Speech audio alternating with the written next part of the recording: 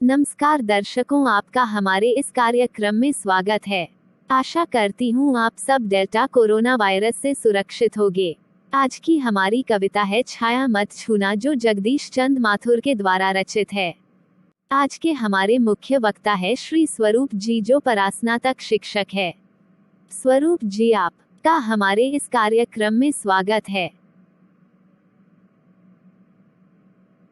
आपको और आपके दर्शकों को नमस्कार। सर, आपसे कुछ प्रश्न करना है कविता के बारे में। छाया मत छूना कविता का मूल संदेश क्या है? देखिए, कविता का मूल संदेश ये है कि हमें हमेशा वर्तमान में जीने का प्रयास करना चाहिए। अतीत के बारे में नहीं सोचना चाहिए। जो बीत गया है उसके बारे में सोचने से कोई फायदा नहीं होता है, क्योंकि जितना हम उसके बारे में सोचेंगे उतना ही वर्तमान की दशा को देख करके हमें दुख होगा। इसलिए कवि का कहना है, हमें वर्तमान में जी करके भविष्य को अच्छा बनाना चाहिए, भविष्य का वर्णन करना चाहिए। और यह तब संभव है जब हम वर्तमान को अच्छा बनाएं। अगर हम हमेशा भूतकाल के बारे में सोचेंगे तो दुखी होगा और कुछ नहीं होगा। बस यही मूल संदेश है इस कविता का। सही कहा आपने, वर्तमान को अच्छा बनाने से भविष्य अच्छा होगा, पर भूतकाल के बारे में सोचने से वर्तमान और भविष्य दोनों खराब होगा। जी हाँ, व्यक्ति को हमेशा वर्तमान में जीना चाहिए और वर्तमान को जितना अच्छा बना सके बनाने का प्रयास करना चाहिए, तो भविष्य तो अपने आप बन जाएगा। अब भूतकाल आपके हाथ तो है नहीं, जो होना था वो हो चुका है। ठीक, बीती बिसार दे, जो बीत गया है उसे बिसार दो।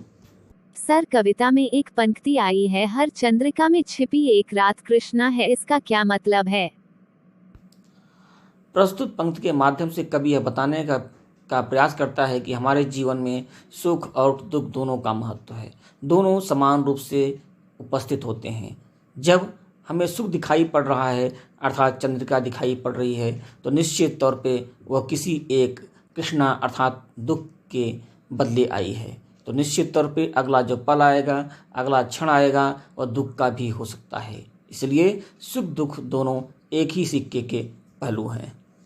सर, आपको कविता की कौन पंक्ति आपको सबसे अच्छी लगती है? वैसे तो संपूर्ण कविता ही बहुत अच्छी है, परंतु मुझे कविता की यह लाइन बहुत अच्छी लगती है, यश है या न वैभव, मान है न सरमाया, जितना ही दौड़ा तो उतना ही भरमाया, प्रभुता का स्वर्णबिंब केवल मृतृष्णा है। अर्थात जितना भी हम धन संपत्ति ऐश्वर्य के पीछे दौड़ते हैं उतना ही भ्रम में पड़ते हैं। ये सब कुछ क्या है? ये सब भ्रम की तरह हैं। जितना भी धन संपत्ति इकट्ठा करने केवल भ्रम है। प्रभुता यानी ऐश्वर्य की शरण लेना केवल एक प्रकार से मृग तृष्णा है, जहाँ केवल भ्रम है और कुछ नहीं है। ये सर, कवि ने कठिन यथार्थ के पूजन की बात क्यों कही है? वस्तुतः कवि ने यहाँ हमें कल्पना के जीवन से निकल करके वास्तविक जीवन में जीने के बारे में कहा है। उसका कहना है कि हमें जो भूत में बीत चुका है उनके बारे में या कल्पना में जीवन जीने से अच्छा है हम वर्तमान को में जिए। वर्तमान में जो कुछ भी है, कठिन समय है, वही वास्तविकता है, उसी को हमें सुधारने की आवश्यकता है। बीते कल की याद में भागना व्यर्थ होगा। हमें जीवन की वास्तविकता को सामना करना चाहिए। वस्तु कवि कहना चाहता है कि हमें बीते हुए कल को याद नहीं करना चाहिए, बीते हुए कल के पीछे भागना व्यर्थ है। हमें जीवन की वास्तविकता को स्वीकार करना चाहिए और उसका सामना करना चाहिए। अगर हम जीवन की वास्तविकता को स्वीकार कर लेंगे और वर्तमान को अच्छा बनाएंगे तो हमारा भविष्य अच्छा होगा। इसलिए हमेशा कल्पना में न जी करके वास्तविक जीवन में जीना चाहिए। चाहे वो कठिन से कठिन समय है, उसको दूर करना चाहिए, उसका सामना करना चाहिए। सर, छाया शब्द कविता में किस संदर्भ में प्रयुक्त हुआ है? कवि ने उसे छूने के लिए मना क्यों किया है? प्रस्तुत कविता में छाया शब्द प्रयोग हुआ है पुरानी सुखद स्मृतियों के लिए। कवि कहना चाहता है कि ये जो पुरानी सुखद स्मृतियां हैं, यादें हैं, इनसे दूर रहने का प्रयास करो। हमेशा वर्तमान में जीने का प्रयास करो, क्योंकि हमें जब वर्तमान में कष्ट है, परेशानी है और हम अपनी पुरानी सुखद स्मृतियों को याद करते हैं तो हमें कहीं न कहीं यह दुख ही प्रदान करती हैं, कष्ट प्रदान करती हैं। इसलिए कवि कहता है इनसे दूर रहो, क्योंकि छाया मात्र से जीवन व्यतीत नहीं होता है। हमें वर्तमान में तो जीना ही पड़ेगा और वर्तमान को ही अच्छा बनाना पड़ेगा। इसलिए कवि कहता है, इन पुरानी स्मृतियों से हमेशा दूर रहो।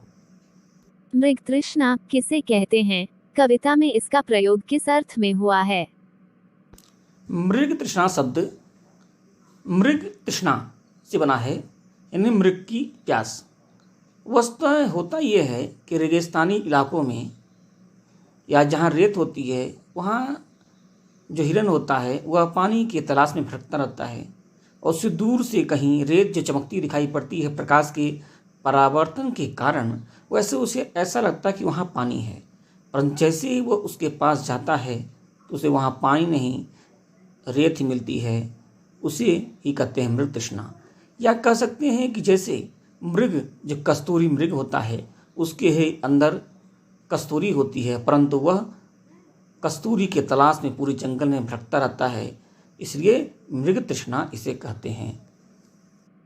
यह धन संपत्ति वैभव जो होती हैं, ये हमें दौड़ा रही हैं अपने तरफ से। जैसे मृग होता है पानी की तलाश में दौड़ते दौड़ते अंत में क्या होता है, मर जाता है। उसी प्रकार से धन संपत्ति वैभव के पीछे पीछे हम दौड़ रहे हैं, परंतु कि वास्तव में ये हमारे हाथ नहीं आती हैं। हम जितना ही इन्हें पाने का प्रयास करते हैं, वे उतनी ही और हमसे दूर जाती हैं, क्योंकि यह अनंत है। कोई छोटा सा गरीब आदमी है, साइकिल वाला है, वो मोटरसाइकिल वाले को देख के ईर्ष्या करेगा, मोटरसाइकिल वाले कार को देख के करेगा, कार वाला जो है वो बड़ी कार से, हेलीकॉप्टर वाले से करेगा, और इस तरह से इसका कोई अंत नहीं होता है। केवल क्या है, भ्रम है, मृग तृष्णा की तरह है, जो हमें वास्तविकता से दूर ले जाता है। क्योंकि ज्ञान और वास्तविक सत्य जो है वो हमारे अंदर ही है, वही एकमात्र सत्य है। परंतु वास्तविकता एक ही है कि सत्य जो होता है वो हमारे अंदर ही है, संतुष्टि हमारे अंदर ही है। अगर हमारे अंदर संतुष्टि है तो थोड़ी सी संपत्ति भी हमें बहुत लाभ प्रदान करेगी, खुशी प्रदान करेगी, प्रसन्नता प्रदान करेगी। परंतु अगर हमारे अंदर संतुष्टि नहीं है, केवल मृग तृष्णा है, तो भागते रहो और अंत में मर जाओ। यही इस पाठ का सार है कि हमें संतुष्ट रहने का प्रयास करना चाहिए और वर्तमान में जीने का प्रयास करो। धन्यवाद सर, आपने बहुत अच्छी तरह से पाठ को समझाया। आशा करती हूँ विद्यार्थी इस वार्तालाप से लाभ प्राप्त कर पाठ को अच्छी तरह समझ गए होंगे। धन्यवाद आपका और आपके दर्शकों का, जिन्होंने मुझे इतने धैर्यपूर्वक सुना।